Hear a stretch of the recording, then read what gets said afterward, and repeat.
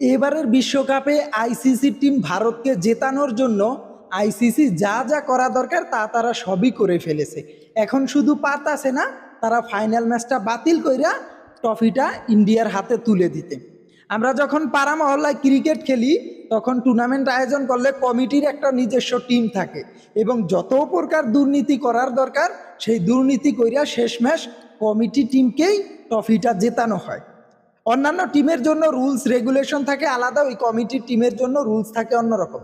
তো ভারত হচ্ছে আইসিসির নিজস্ব টিম, কমিটি টিম হচ্ছে ভারত, আইসিসির নিজস্ব টিম হচ্ছে ভারত। যেই কারণে এই ভারতকে ট্রফিটা দেওয়ার জন্য আইসিসি যা যা করা দরকার তা প্রায় সব বন্ধ ব্যবস্থা তারা করেছে। এখন শুধু পারতেছে না যে সাউথ আফ্রিকাকে যে তোমরা চলে যাও, এই ট্রফি ইন্ডিয়া নিয়ে বাড়ি যাবে, এই কথাটা বলতে পারতেছে না। ফাইনাল ম্যাচেও এই কথাটা তারা দেখিয়ে দিবে। মানে কতটা নির্লজ্জ হতে পারে, কতটা বেহায়া হতে পারে, দুর্নীতির একটা সীমা থাকে ভাই। এই যে ইন্ডিয়াকে জেতানোর জন্য আইসিসি যেই কাজগুলো করতেছে, বাকি যে দলগুলোর সাথে তারা যে অবিচার করতেছে, যে দুর্নীতি করতেছে, এটা ক্রিকেটের জন্য কখনোই মঙ্গল বয়ে আনবে না। আপনি দেখেন এই আইসিসি, এই দুর্নীতিগ্রস্ত আইসিসি ইন্ডিয়াকে জেতানোর জন্য কতই না তালবাহানা করলো। যেখানে গ্রুপ পর্বের ম্যাচগুলো প্রত্যেকটা দল খেলেছে 3-4টা ভেন্যু ঘুরে ঘুরে, এক দেশ থেকে আরেক দেশে, এক ভেন্যু থেকে আরেক ভেন্যুতে, সেখানে ইন্ডিয়া এক ভেন্যুতেই তারা খেলছে 3টা ম্যাচ।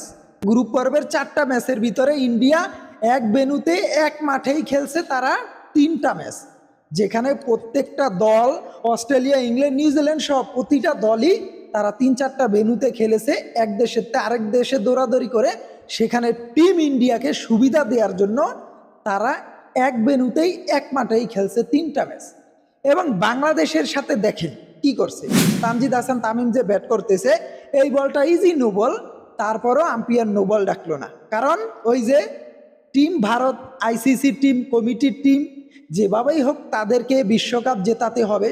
দেখেন কত বড় বাটপার, কত বড় দুর্নীতিগ্রস্ত আইসিসি।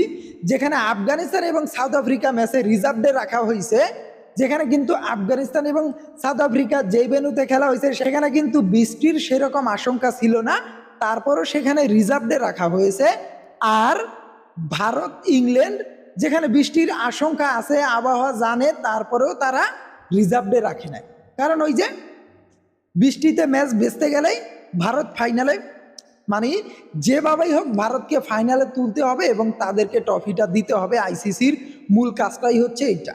তো এই কারণেই বললাম এই ভারত হচ্ছে আইসিসির টিম, এই ভারত কমিটির টিম, আইসিসির নিজস্ব টিম হচ্ছে টিম ইন্ডিয়া।